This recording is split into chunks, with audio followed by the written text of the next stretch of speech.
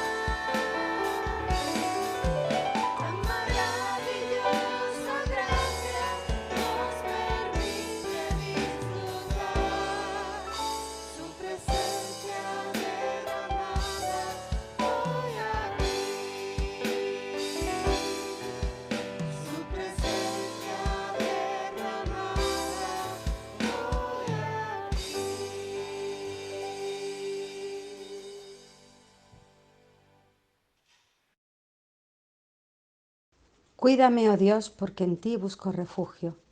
Yo le he dicho al Señor, mi Señor eres tú, fuera de ti no poseo bien alguno. En cuanto a los santos que están en la tierra, son los gloriosos en quienes está toda mi delicia. Aumentarán los dolores de los que corren tras ellos. Jamás derramaré sus sangrientas libaciones, ni con mis labios pronunciaré sus nombres. Tú, Señor, eres mi porción y mi copa, eres tú quien ha firmado mi suerte. Bellos lugares me han tocado en gracia, preciosa herencia me ha correspondido. Bendeciré al Señor que me aconseja, aún de noche me reprende mi conciencia. Siempre tengo presente al Señor, con Él a mi derecha nada me hará caer. Por eso mi corazón se alegra y se regocijan mis entrañas. Todo mi ser se llena de confianza. No dejarás que mi vida termine en el sepulcro. No permitirás que sufra corrupción tu siervo fiel. Me has dado a conocer la senda de la vida. Me llenarás de alegría en tu presencia y de dicha eterna a tu derecha. Amén.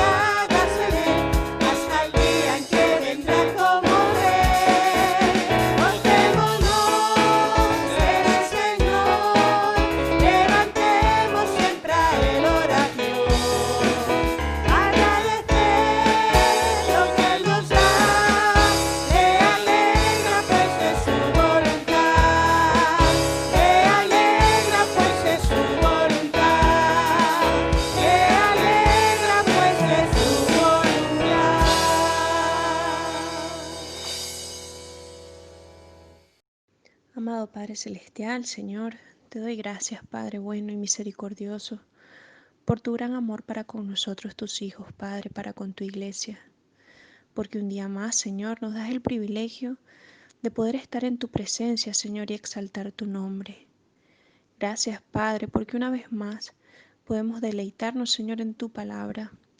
Gracias porque hasta aquí nos has guardado, Señor. Gracias por cada una de las familias de esta congregación. Gracias te doy, Señor, por las oraciones respondidas, Señor, durante todo este tiempo. Gracias, Padre, por poder vivir confiados, Señor, sabiendo que aún en tiempos difíciles, Padre, tú siempre estás a nuestro lado. Gracias porque eres el mismo, Señor, que hizo cosas hermosas por nosotros, porque las haces, Señor, y porque sabemos que las seguirás haciendo por el amor que nos tienes. Gracias, Señor, por tu fidelidad y por permitirnos vivir refugiados bajo tus alas de amor, Señor. En el nombre de tu Hijo Jesús te damos gracias, Señor, infinitas gracias, Padre. Amén.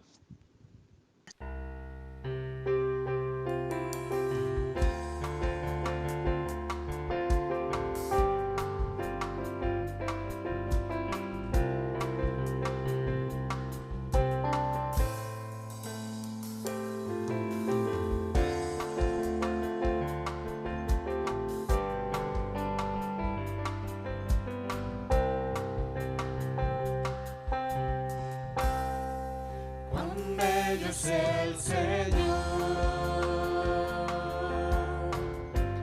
cuán hermoso es el Señor, cuán bello es el Señor, hoy le quiero adorar.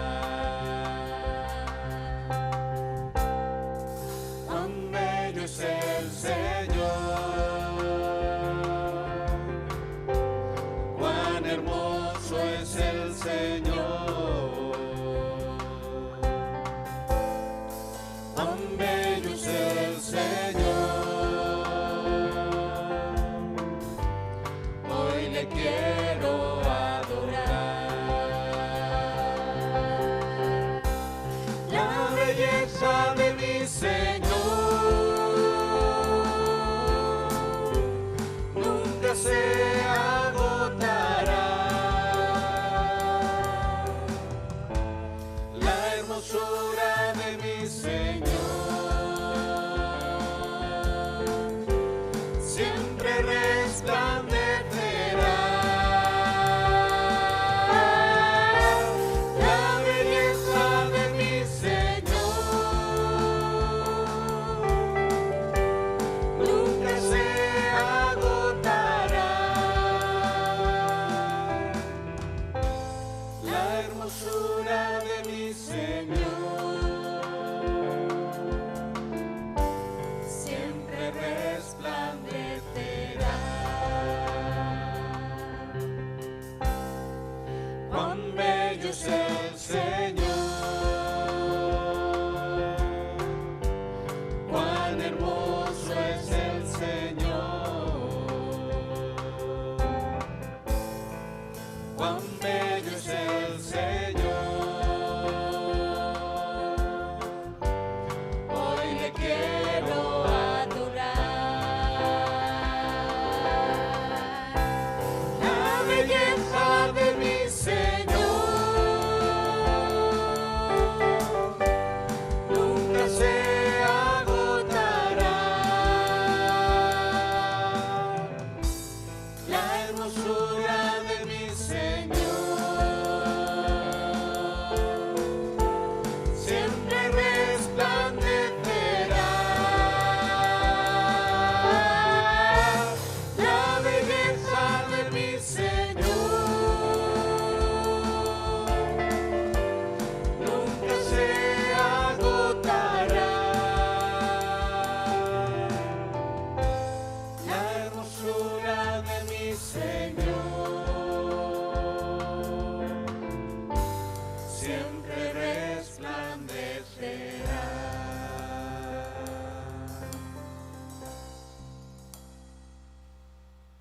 Hoy he titulado nuestro mensaje, nuestro pensamiento de parte del Señor para la Iglesia: evita el autoengaño.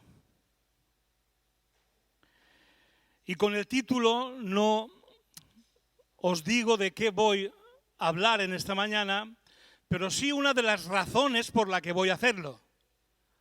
Evita el autoengaño. Como digo, no es el tema, pero sí una de las poderosas razones para compartir el tema que os quiero traer en esta mañana en el nombre del Señor. Porque creo que una buena educación no pasa por decirle a la gente lo que tiene que hacer con la única razón de que porque lo digo yo o porque sí.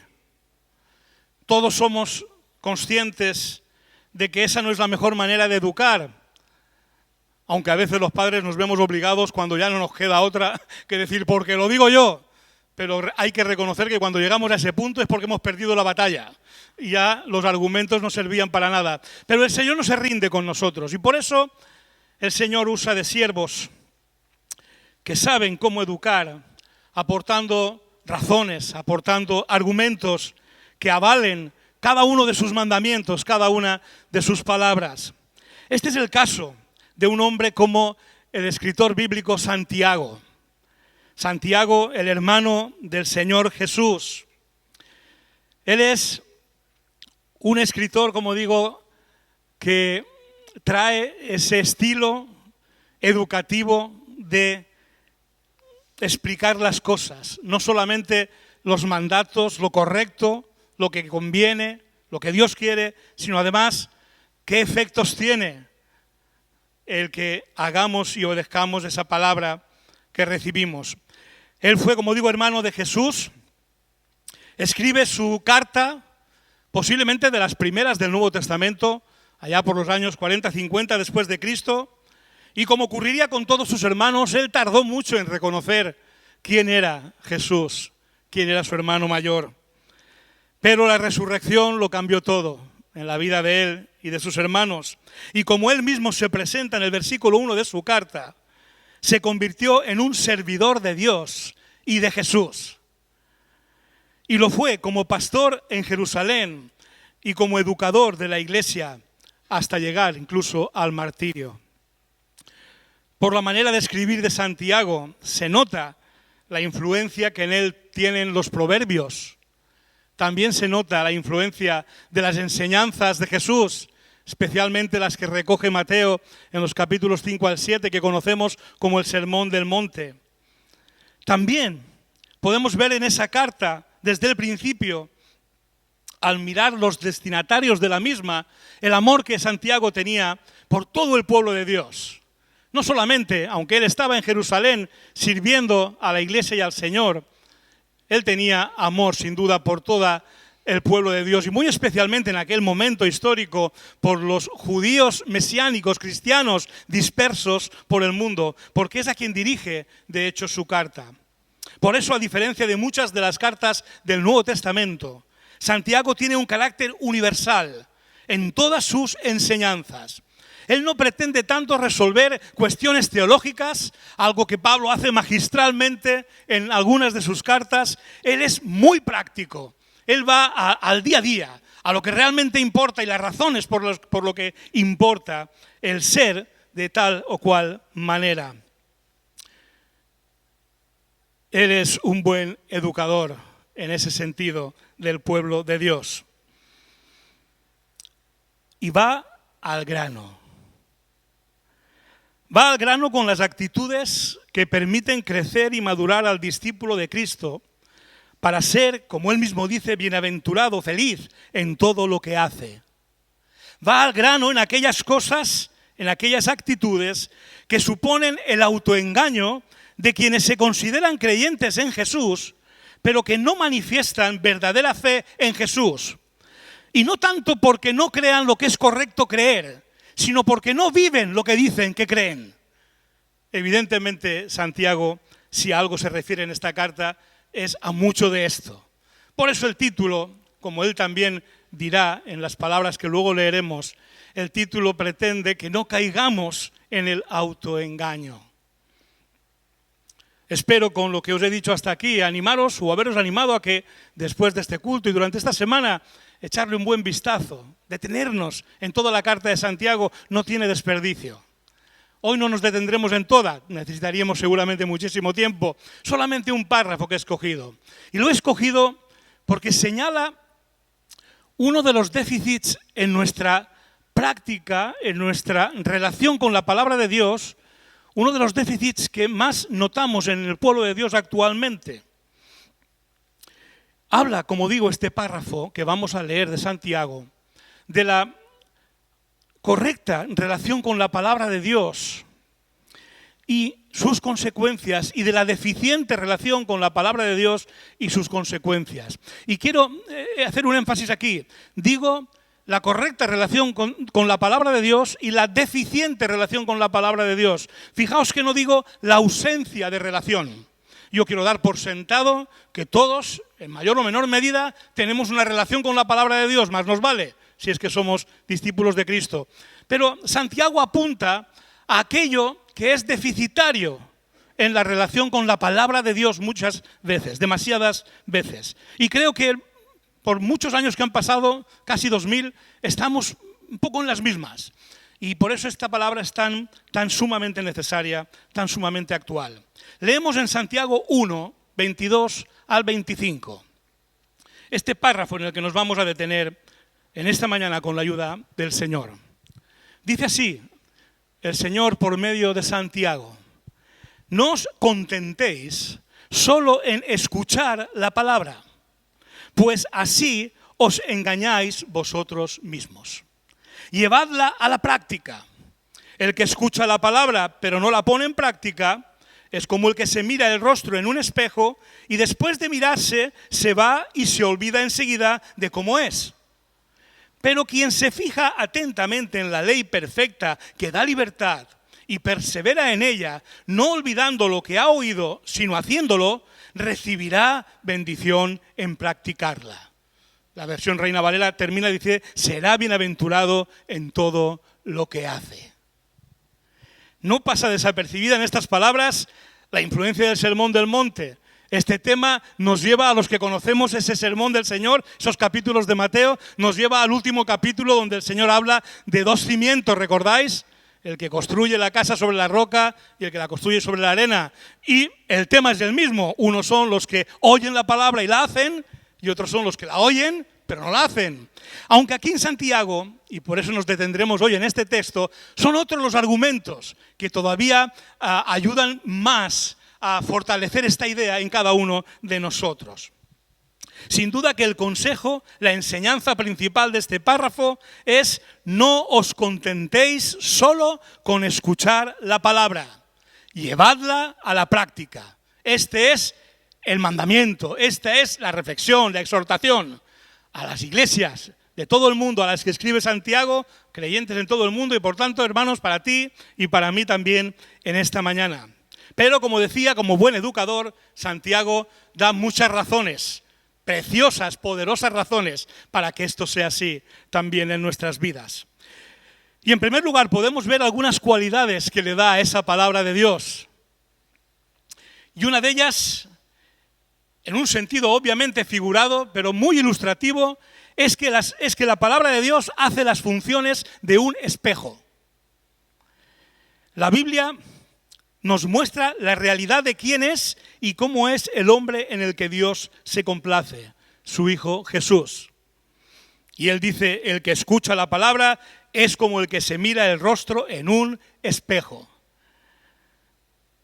Además de mostrarnos la imagen perfecta del hombre perfecto según Dios, lo cual nos refleja a nosotros nuestra condición, todas las diferencias que hay en nosotros con Él, nos muestra nuestra propia realidad y en qué estado se encuentra nuestra alma. Por eso, no hay mejor lugar para hacernos un chequeo que ante el espejo de la palabra de Dios. Pero no solo con el fin de saber cuál es nuestro estado, sino con el fin de que éste sea transformado, tal como lo explica Pablo en 2 de Corintios 3, 18, donde dice el apóstol: por tanto, nosotros mismos, mirando a cara descubierta, como en un espejo la gloria del Señor, somos transformados de gloria en gloria en la misma imagen, como por el Espíritu del Señor. Ese es el efecto llamado a producir la mirada a la palabra de Dios de cada uno de nosotros, que como en un espejo en el que podemos ver la gloria de Dios, así esa gloria vaya transformándonos de gloria en gloria, dice el apóstol, como por el Espíritu. Pero cuidado con uno de los síndromes que existe delante del espejo, el de la reina malvada de Blancanieves. Espejito, espejito, ¿quién es la más hermosa del reino? Y mientras el espejito le decía: tú, la reina se complacía. Pero el día que le dijo: bueno, hay una más guapa que tú, ya conocéis el cuento, ¿verdad? Cuidado con la relación deficiente con la palabra de Dios, porque a veces se nos da este síndrome a nosotros. Y nos encanta leer en la Biblia cómo nos dice el Señor que somos la niña de sus ojos. ¡Guau! Qué bonito, ¿verdad? Pero la palabra de Dios también exhorta, también amonesta. El espejito, espejito, de vez en cuando nos dice: uy, que no te pareces en nada a Cristo en esto o en aquello. Y es tan importante o más recibir las palabras bellas y alentadoras de la Biblia como aquellas que nos exhortan y amonestan, pero que tienen como fin precisamente transformar de gloria en gloria nuestras vidas hasta que se parezcan al varón perfecto, a Jesucristo. Así es que habremos de ir a la palabra de Dios, pues tal como hacemos cuando vamos al espejo a mirarnos. Y fíjate que te vas un día al espejo, te miras y te encuentras un sarpullido. O te encuentras que tienes muchas ojeras. O te encuentras que el blanco de los ojos se te ha hecho amarillo. ¿Te quedarías igual si encuentras eso al mirarte en el espejo? Yo creo que no. Algo falla, algo pasa.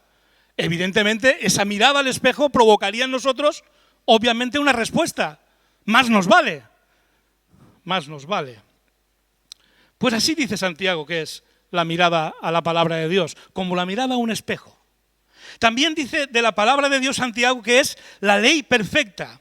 Pero quien se fija atentamente en la ley perfecta, dice Santiago, Y así desarrolla esta perfección de la que Santiago habla y que no tiene que ver con algo que es perfecto porque es absolutamente bello, y la palabra de Dios es bella, sino perfecto porque es útil para aquello que ha sido dada, es perfecta para aquello que ha sido dada. Es la visión de la perfección más hebrea y menos griega. Esa perfección que tiene que ver con lo útil de aquello que es creado para una cosa y cumple su función. Estas sillas, en tanto y cuando puedan ser más o menos bonitas, gustarnos más o menos, son perfectas. ¿Sabes por qué? Porque hasta ahora no he visto a nadie que se siente y se caiga. Y la palabra de Dios, dice Santiago, que es perfecta. ¿Perfecta para qué? Y ahí tenemos que irnos al Salmo 19, donde tenemos una preciosa lista de perfecciones de la ley de Dios. Dice, la ley del Señor es perfecta, infunde nuevo aliento, da sabiduría al sencillo, trae alegría al corazón, da luz a los ojos, permanece para siempre. Las sentencias del Señor son verdaderas, todas ellas son justas. ¿Hay mayor perfección que esta? ¿Puede haber mejor lugar en el que mirarnos y en el que aprender que ese que nos ofrece perfectamente todo lo que necesitamos saber, todo lo que nos conviene saber, todo lo que necesitamos ser y hacer, como dice Santiago, para que nos vaya bien en la vida? Dice Santiago también que además de ser como un espejo y además de ser perfecta, es capaz de liberar. Pero quien se fija atentamente en la ley que da libertad, fijaos esta relación de ideas. Jesús dijo en su oración final, capítulo 17 de Juan, tu palabra es verdad. Y antes enseñó a los discípulos, conoceréis la verdad y la verdad os hará libres. Palabra de Dios, verdad, libertad. Porque la palabra de Dios, perfecta, también libera. ¿De qué libera la palabra de Dios? De nosotros mismos. De ser hombres y mujeres capacitados para hacer lo que conviene, para hacer lo que edifica, para hacer lo que es mejor, y que sin embargo a causa del pecado que reina en nosotros, acabamos haciendo sencillamente lo que nos pide el cuerpo. Hay quien, para de alguna manera sentirse bien consigo mismo, cree que eso es libertad, hacer lo que me pide el cuerpo, cuando me pide el cuerpo. Pero la libertad verdadera es la capacidad de escoger entre lo que posiblemente me pide el cuerpo y lo que le conviene a mi cuerpo. Y eso es lo que consigue la ley de Dios y la palabra de Dios. Y Santiago lo está plasmando aquí en solo una pequeña palabra, pero que tiene tantísimo contenido. Gracias a la palabra de Dios, sé a qué me impulsa mi pecado que va contra mí y contra la gente con la que convivo. Gracias a la palabra de Dios, sé lo que conviene para mí y para la gente con la que convivo. Y soy libre cuando me dejo guiar por esa palabra de Dios, aunque a mi cuerpo no le apetezca hacer aquello que le conviene. Pero como mi alma y mi espíritu sabe por la palabra de Dios lo que le conviene, soy libre para escoger lo mejor. Y eso es lo que la palabra de Dios hace. Por eso la palabra de Dios libera. Porque te da a entender quién eres y cuán autodestructivo eres. Y te da la alternativa, la única alternativa posible. Jesucristo puede cambiar eso de tu vida y de la mía. Así pues, Santiago, en los argumentos que está dando para que realmente nos contentemos con practicar la palabra que escuchamos, nos está diciendo que es porque la palabra libera, que es porque la palabra es perfecta y es porque ella es como un espejo en la que podemos ver la absoluta realidad de nosotros mismos frente a la realidad perfecta de Cristo para dar pasos de transformación de gloria en gloria. Pero además los argumentos siguen, pues nos habla de lo que dice de quienes solo oyen la palabra de Dios. los que tienen, por tanto, una relación con la palabra de Dios deficiente.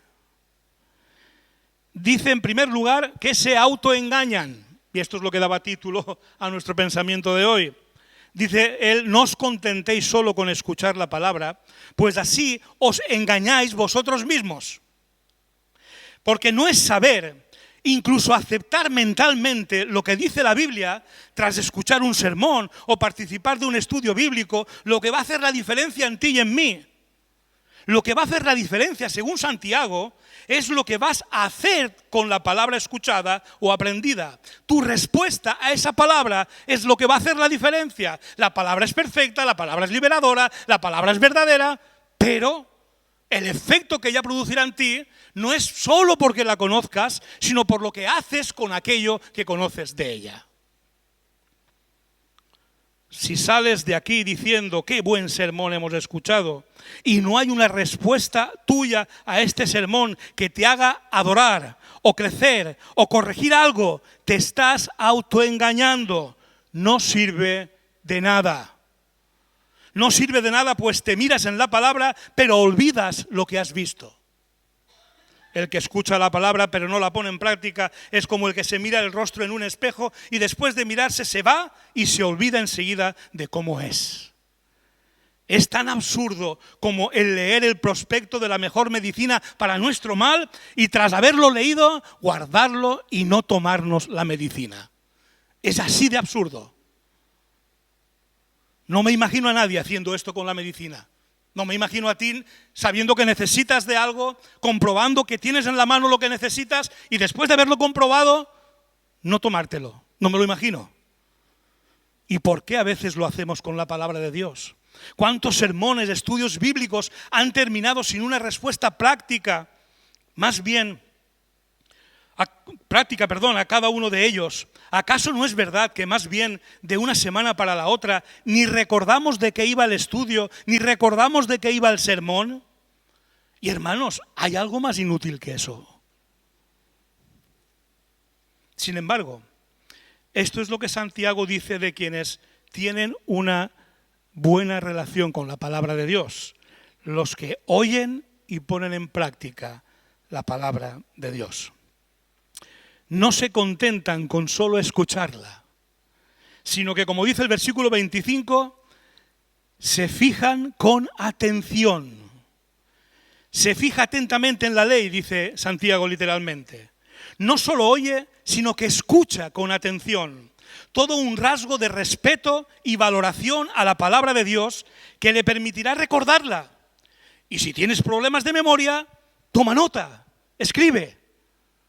Cuanto más sentidos participan en una escucha activa, mucho más se retiene y se memoriza. Porque el que tiene una buena relación con la palabra de Dios, dice Santiago, que se fija atentamente en la ley. Y dice que no lo hace como algo esporádico. No es una cuestión que de vez en cuando hace. Dice que persevera en ella. Y esto es lo que nos ayuda a familiarizarnos con el lenguaje de la palabra. Si la Biblia te sigue sonando a chino cada vez que la lees, igual es que no perseveras suficientemente y te sigue sonando a chino lo que lees. La perseverancia en ella nos ayuda a familiarizarnos con su lenguaje y nos ayuda a la memorización, a guardar la palabra en el corazón. Alguien dijo: medita en la palabra de Dios cuando parezca que no la necesitas, porque cuando la necesites, ella vendrá a ti para ayudarte.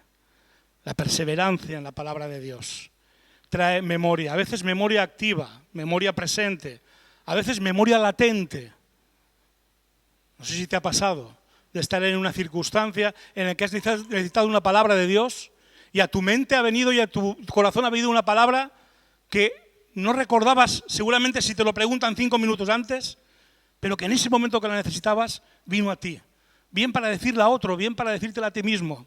Eso es fruto de detenerte, de ser perseverante en la palabra. Eso no es por casualidad.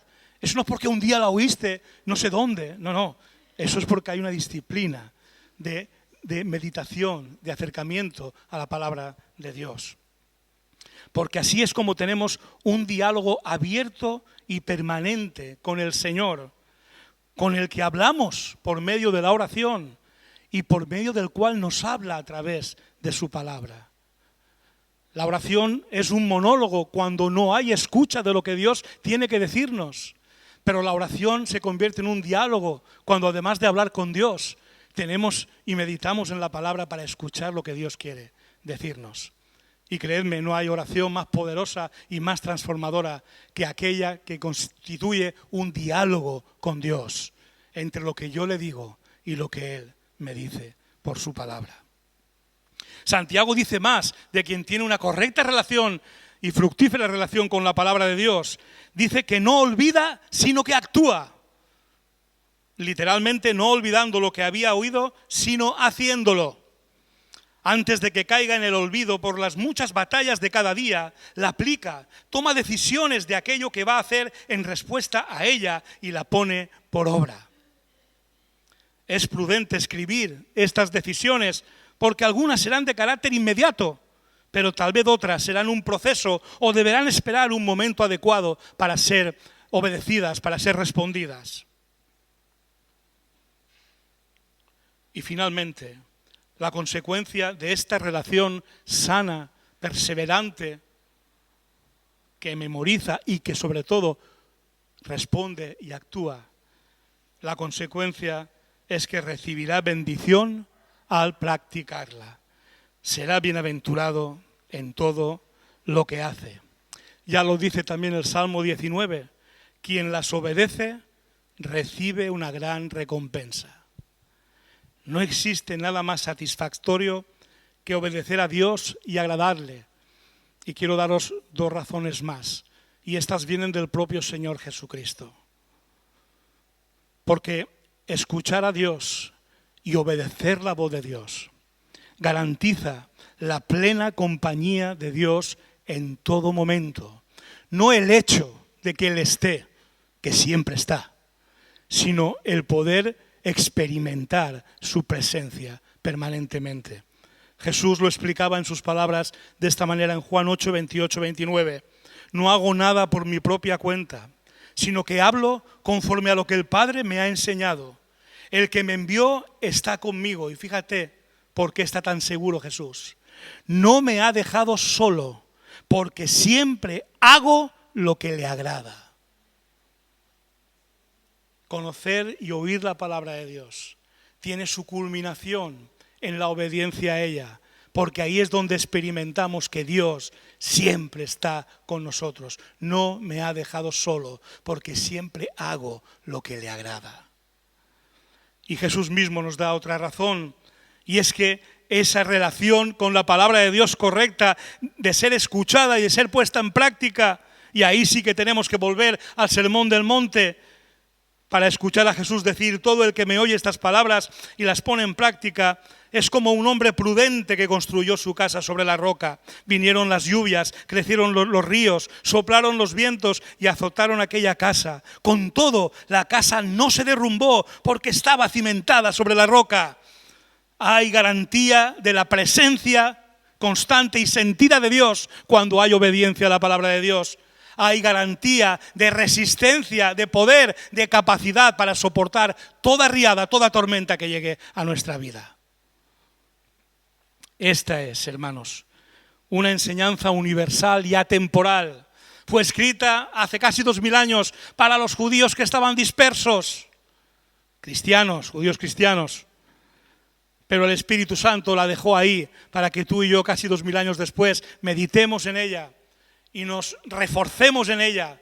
Y si hay deficiencia en nuestra relación con esa palabra, hoy sea el día en que no miremos el espejo y nos vayamos olvidando lo que hemos oído, sino que meditemos en lo que hemos oído y en aquello que sea necesario retomar nuestra perseverancia en la palabra, nuestra respuesta diaria a la palabra, así lo hagamos.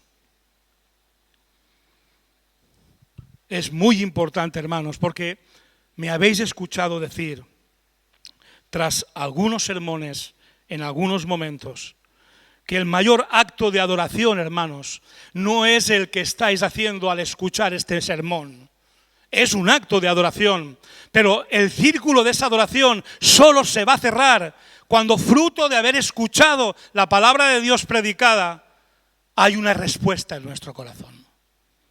Porque si no hay una respuesta en nuestro corazón, no eres más que alguien que se ha mirado en el espejo, pero que se va y olvida lo que ha visto. Y eso no es adoración. En la experiencia del profeta Isaías, cuando fue llamado por el Señor, tenemos una experiencia completa de adoración. Un hombre que busca a Dios en su inquietud, que se encuentra con Él y le alaba, y que al alabarle y ver la gloria de Dios, ese hombre es impactado, reconoce su pecado, confiesa su pecado, pero además es perdonado.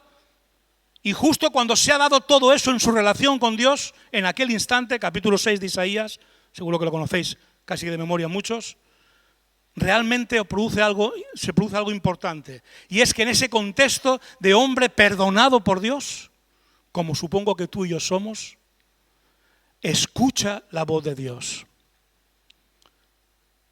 ¿A quién enviaré? ¿Quién irá por nosotros? Fijaos que Dios no le dice a Isaías, oye Isaías, quiero que vayas. No. Dios lanza una palabra, como hoy yo lo estoy lanzándola. Yo no estoy lanzando esta palabra para ti. No. Estoy lanzando la palabra para todos. Y el Espíritu Santo la haga llegar a cada uno. Pero si oyes la voz de Dios, haz lo que hizo Isaías. Que cuando oyó la voz de Dios, completó el círculo de su adoración, diciéndole, heme aquí, envíame a mí. Y si hay una respuesta, créeme, hay una adoración completa a Dios. Porque no hay mayor acto de adoración que aquel que obedece a la palabra de Dios. La obediencia, la respuesta a la palabra de Dios, sin duda es lo que cierra todo momento, toda vida de adoración a Dios.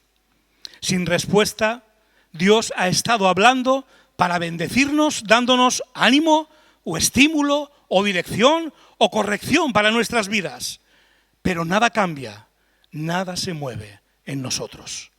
Y posiblemente te vas a casa autosatisfecho porque estuviste en el culto o el estudio de la palabra o escuchando uno más sermones en internet. Pero el Señor dice que eso es un autoengaño, que la bendición llega con la respuesta, con la obediencia a eso que has oído aquí o en internet o en el estudio bíblico en cada momento en que te relacionas con la palabra de Dios.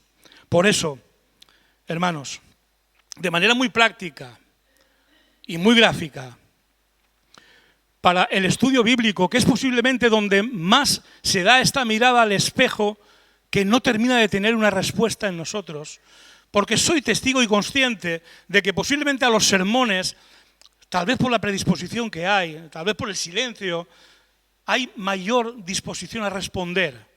Pero nos hemos dado cuenta que en los estudios bíblicos hay algo que nos cuesta muchísimo, y es llegar a la parte de la aplicación. Después de habernos deleitado en el texto, después de haber descubierto las riquezas del texto, riquezas que algunos ya conocíamos, que otros descubrimos por primera vez, da igual, después de oír la palabra de Dios, cerramos el libro del estudio y a otra cosa. Y si hay algo que es inútil, creedme, es eso. Y por eso vamos a trabajar y os pedimos que trabajemos todos como buenos adoradores y como buenos no solo lectores, sino hacedores de la palabra de Dios. Y no solo en los sermones, que también, sino también en los estudios bíblicos. Una parte muy importante y que solo puedes responder tú y nadie más que tú, es la parte final de nuestro material. Dios mediante, esperamos, no sé en qué formato, pero esperamos empezar ya, cuanto antes, con el estudio de Primera de Pedro, que lo tenemos pendiente desde el mes de marzo. Y en vuestros materiales, en todos, veréis que hay una parte que pone ¿qué cambios debo hacer en mi vida? Y lo primero que te pregunta el material es lo que aprendí en este estudio. Fíjate que aquí no se trata de responder lo que otros han aprendido, sino lo que tú particularmente has aprendido. Porque ya digo, no hay nada más inútil que hacer un estudio bíblico y no aprender nada. Pero es que no hay nada todavía más inútil que haber aprendido algo y no hacer nada con eso. Y por eso el material está diseñado para ayudarnos. ¿Qué puedo hacer con la palabra que he recibido? ¿Provoca en mí, en relación con Dios, algún cambio en mi manera de acercarme a Él, en mi acción de gracias, en mi alabanza, en mi adoración. Un ejemplo. Un texto que sabéis de memoria todos. Pero que da igual. Cuando tú te acercas a Dios y Dios pone delante de ti ese texto, Dios está hablando contigo.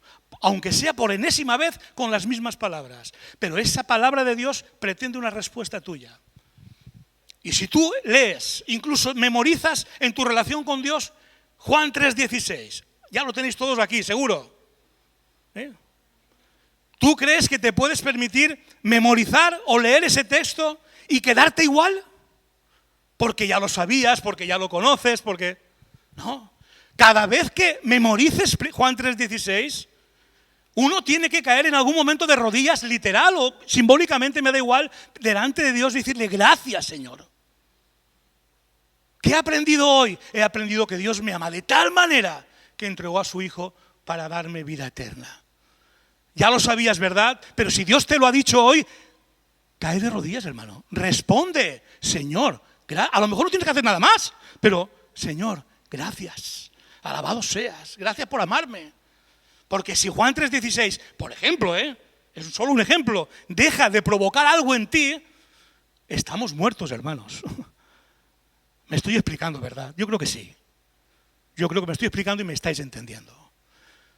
La palabra que he recibido, la palabra que Dios me ha enseñado, ¿qué tiene que provocar ahora en mí, en mi relación con Dios? O en mi relación con los no creyentes. Una palabra que apela a mi conducta, que acaba siendo igual que la de los no creyentes. Y Dios me ha dicho claramente hoy, oye, Pedro, que por ahí no, que tú tienes que brillar en medio de ellos. Tendré que responder, tendré que decirle, Señor, ayúdame a marcar la diferencia cuando me junto con los no creyentes. O con la gente en la iglesia. ¿Cómo sirvo? ¿Cómo me relaciono con mis hermanos? Si la palabra hoy me ha enseñado que hay una manera que agrada a Dios de relacionarme con mis hermanos y de servir en la iglesia, si lo estoy haciendo, gloria a Dios, Señor, ayúdame a continuar. Y si no lo estoy haciendo, Señor, ayúdame, quiero hacerlo bien, quiero servirte, quiero amar a mis hermanos. Pero tendrá que provocar una respuesta en ti y en mí la palabra que has aprendido. Y también otro ámbito de la vida como es la familia. Pues claro que sí, hay mucha palabra de Dios para nuestras relaciones familiares. Y aunque la sepamos de memoria, si un día Dios la trae delante de ti en un sermón, en un estudio, en una meditación personal, un devocional, responde a ella. Oye, mi relación con mi esposa, mi relación con mi marido, con mis hijos, con mis hermanos, tiene que cambiar. O tiene que mejorar en esto porque me doy cuenta que en esto no estoy haciéndolo bien. Y yo sé que me estoy explicando y sé que me estáis entendiendo. Hermanos, no caigamos en el autoengaño. Todo el que escucha la palabra de Dios y no la hace, se autoengaña. Y Dios no quiere autoengañados en sus filas. Quiere hombres y mujeres realmente llenos de su palabra, satisfechos de su palabra, no solo porque la oyeron, sino porque la experimentamos al responder en adoración a nuestro Dios. Espero que el Señor nos ayude. Recuerda que sin respuesta a la palabra no se completa la adoración a Dios y te estás autoengañando. Por tanto, en palabras de Santiago, en el nombre de Jesús y en el mío propio, no os contentéis solo con escuchar la palabra, llevadla a la práctica. Amén. Oramos. Gracias, Señor. Gracias, Padre nuestro, por zarandear nuestra rutina, Señor.